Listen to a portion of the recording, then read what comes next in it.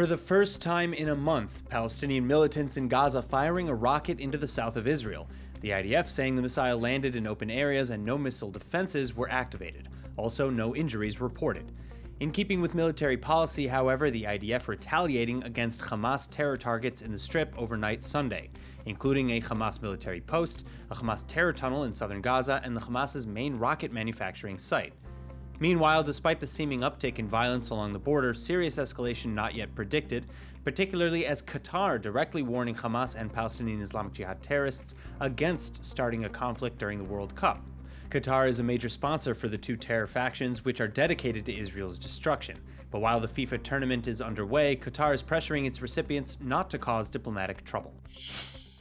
In a major development under the historic Abraham Accords, Israeli President Isaac Herzog heading to the Arab Gulf this week for the first state visit of its kind. Herzog set to meet with senior leaders and Jewish and Israeli community members in Bahrain and then the United Arab Emirates as part of his tour. But the first leg to Bahrain not as welcoming as the Israeli leader would have hoped, Herzog's security greatly increasing his detail ahead of the trip as hundreds of Bahraini opposition activists taking to the streets and to social media in protest against the visit and against normalization with Israel in general. Several such posts and placards reading, "All normalization is an act of treason, Herzog don't come." Others calling Herzog a criminal and saying he's not welcome in Bahrain.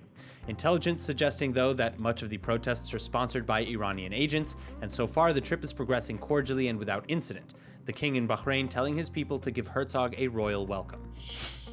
Some 50 mayors, politicians including from within the Likud, parents, teachers, and principals banding together this week and reportedly catching Likud off guard with their intense and immediate pushback against the appointment of Noam chief Avi Maoz as deputy minister in the prime minister's office, in charge of the new National Jewish Identity Agency as well as all external educational programming. Avi Maoz and his party hold homophobic and anti-pluralistic views, but would be responsible for overseeing some 3,000 non-official bodies that deal with core education, including history, civics, reducing inequality, and tolerance.